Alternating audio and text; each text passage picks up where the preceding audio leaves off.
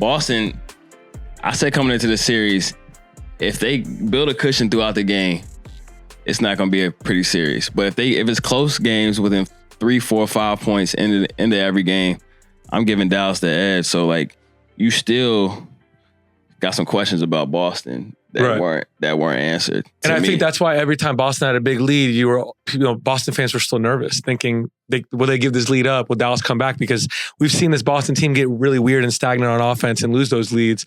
But that's a great point. Boston needed to win every game by a lot just so it wasn't close down the stretch, and they were good enough to do it. Yeah. How will you remember this? Will you 10 years from now, are you going to remember that Boston had the easiest ride? No, man. We need to get over this. First off, it's not in their control.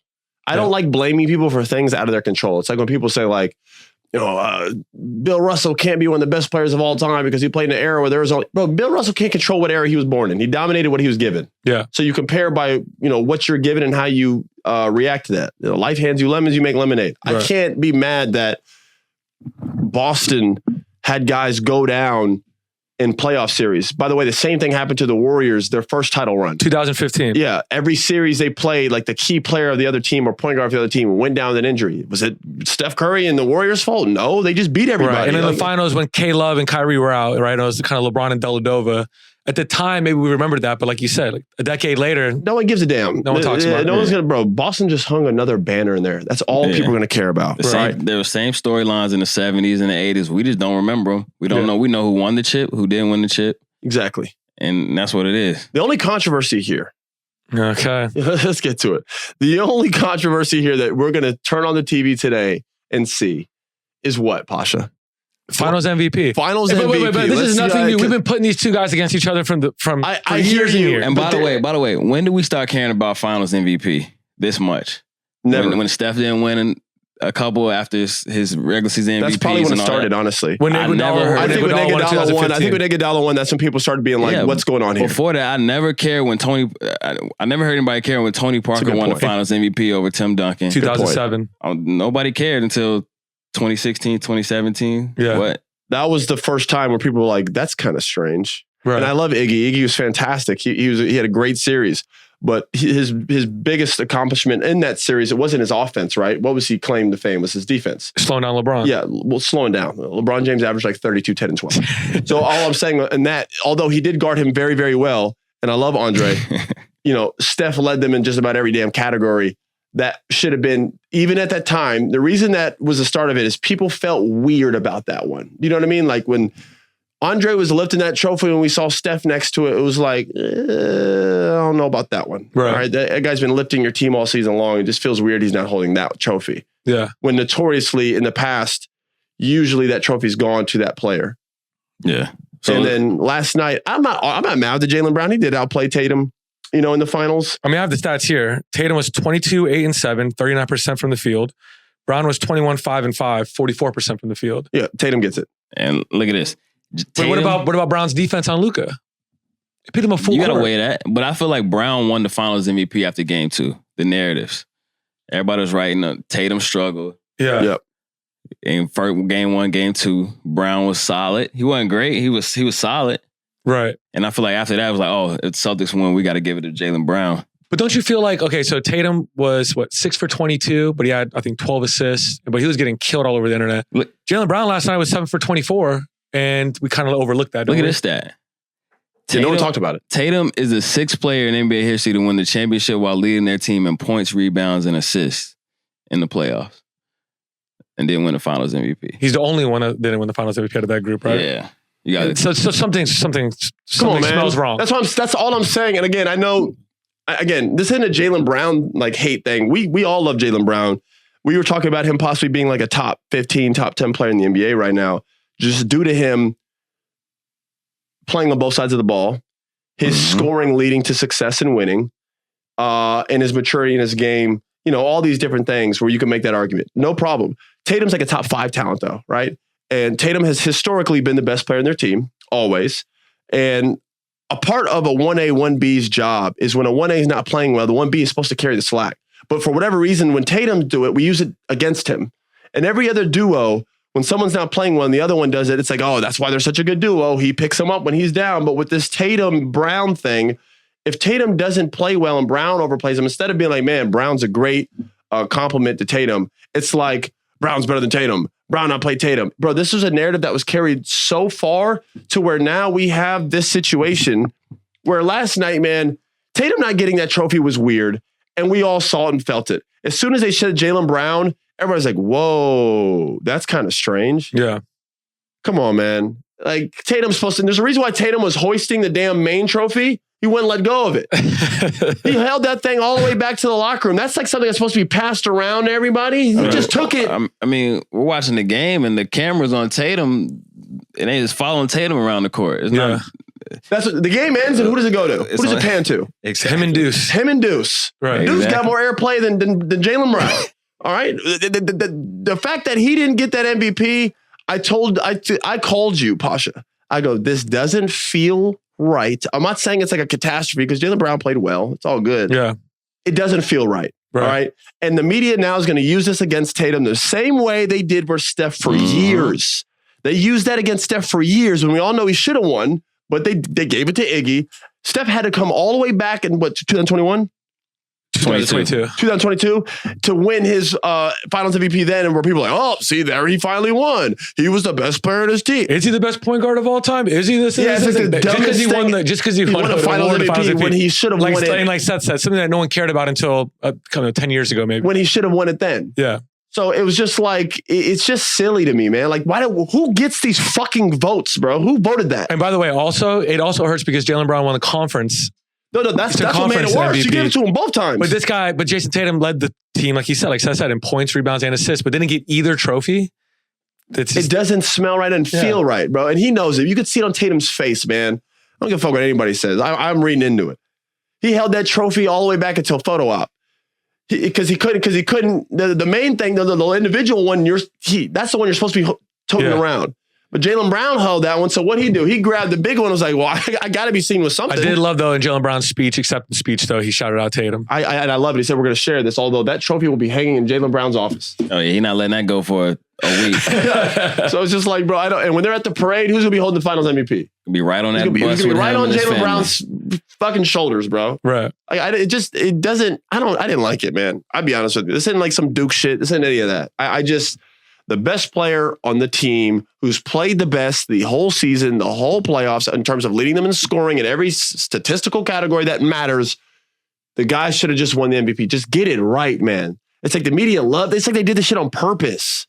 Let's give it to Jaylen. This will stir it up. Like, that's bullshit. Right. Because it's so boring that the Celtics just cruised through the playoffs that they just wanted to do a little something. Yeah, let's just give it to Jaylen Brown. There's like a thing against Tatum. I tweeted this the other day. The dude first off, he takes care of his son. He's a great father-son relationship. Takes care of his family. I don't see him out in the club partying. I don't see him getting in trouble. He doesn't say anything controversial. He stays out of the media light. Why do y'all hate him? There's nothing there. He's never said even anything in the media. The worst thing he's ever done was text Kobe. Yeah. That's the worst thing he's ever done. And that was nothing. He was just doing that because he loved Kobe and looked up to him. Did it age well? No, or whatever. But like that's it. He's got nothing there. And we like find these things. Well, even the people I watched the game with last night, during the celebration and the podium stuff, they were like, man, I can't get behind this. They're just not fun. They're not entertaining. The interviews were a little dry. They don't have a fun personality. And someone I watched the game with, I'm not going to name names, last night were saying like they looked like Jayson Tatum was like trying to find the emotion and he was trying to work up the, We did it. So, I guess people just don't like stable. Like, it's tough. The last team that won in Boston, we're looking at like Kevin Garnett's like doing an Adidas line. Anything's possible. Yeah. That's really it. KG went through, I don't know, 10, 11, 12 years of trying to win a chip. Right. You got Ray Allen, Rondo. They really went through the fires. He's 26. Wins his first chip, max contract, got everything you need. Yeah.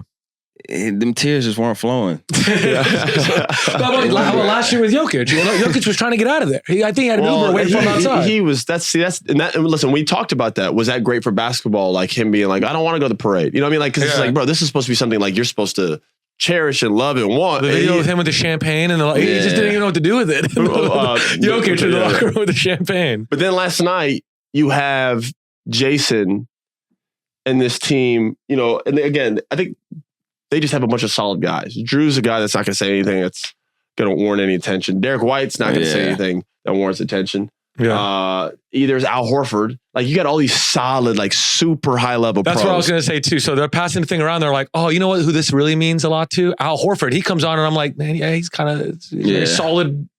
I'm not going to say boring, but very just solid stand-up guy. No, he just came on there and said, hey, listen, we talked about this. We wanted to win, and that's what we did. And everybody's like, yeah. You know, there was nothing like, you don't have Draymond Green like, hey, we run it back again. Did it win? Nope. Nope. Like, we're not going to get those moments from them. Like, I would love to see Drew Holiday and Derek White teed up at the parade.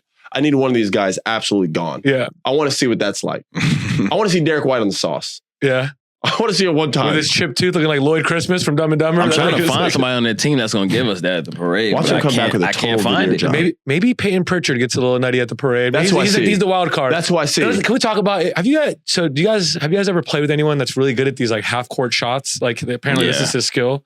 I mean, his brother. My brother is. Some people just got it. Best ever at it. Can I throw Seth an alley-oop and let him just kind of dunk it with an answer? Everybody, I didn't have to answer that. That was the easiest of all time. Like, some people are just naturally, I don't want to say lucky, but they do this crazy trick shot shit all the time. Yeah. Well, your brother does on the golf course. Not even just basketball. Yeah, not even just basketball. I'm sure Peyton's probably a good ping pong player.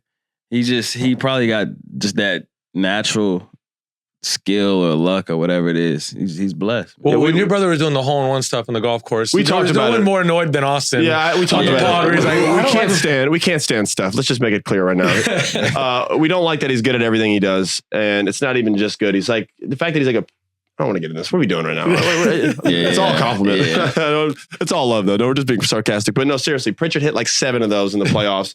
The one last night, everyone was like, yo, this is actually kind of getting silly. To the point where they're checking you in to hit a half-court shot. That's crazy. And then hit it. It's just like, oh my God. Pat Mahomes tweeted, he's like, yo, I hate this guy. He's like, who is this dude? I remember Jordan Poole had a couple deep ones in the 2022 finals run. But it wasn't like this, though. They didn't sub him in for this moment. Nah. But it's those type of guys, though. It's like I don't know how to explain it. The guys who can hit the wild, they have, Luka kind of is like that a little bit too, but not really, though. He's more of just I don't know. He'll do it in like practice and he like does like the trick shots when and it stuff comes like game, that. I don't know. So we're talking about Jayson Tatum, and on that subject, I want to get into this potentially being the summer of Jayson Tatum because he just won the championship. He's going to sign a huge deal. $315. Yeah, huge deal with the Celtics, and he's going to be on the Olympic team and potentially starting. Why is Jaylen Brown not on that team? He was on the last one where they didn't do well. The Chris Middleton, Kemba Walker team. Drew on that team too, right? Yeah. And potentially Derek White if Kawhi's not. But by the way, Kawhi's hair, he didn't cut it. You saw that? No, he just has the dreads in the back. I was like breaking the internet, and I was like, is he doing this for the Olympics? No, there's a side profile came of him, and everybody's like, yeah, there he is. Everybody got excited for a second. But if Kawhi doesn't play, it looks like Derek White might be the first alternate in. And this could be the summer of Jayson Tatum, all those things. But still, like you said, I feel like no one's going to give it to him. It's not the summer of Jayson Tatum. Because he didn't win the Finals MVP. That's what bothers me. That's what I'm talking about. That's why it doesn't make. So the guy who didn't win it doesn't make the USA team. Like it doesn't. He didn't make an All NBA team this year. It doesn't make any fucking sense, man. Yeah. It doesn't make sense. And I'm happy for Jaylen Brown. First off, Jaylen Brown's a stud. You played absolutely incredible all playoffs long. I don't even like to call you a 1B, 1A. You're not Batman and Robin. It's like Superman, Batman. You both got your own thing going, but you guys work together. All right, great. Jayson Tatum should have won Finals MVP, okay? And he is the best player in the team. I don't care if it's by an increment, but he is. At the same time, that's who the Celtics are. It's not like Tatum and Brown's carrying them the whole way. Right. They're some of their parts. They're literally a team. Everybody's involved. If you're open, you're getting the ball, you're shooting. You got the matchup, you're attacking. I think like Luka and Kyrie are carrying a load. Too much. But you got to have a face. So, I mean, it's the summer of the Celtics, I'll say. For sure, yeah. But especially Derek White making the USA team with Drew. Bro, if it's Derek, Drew, and Jason on the USA team, that is Boston running the league right now. Right.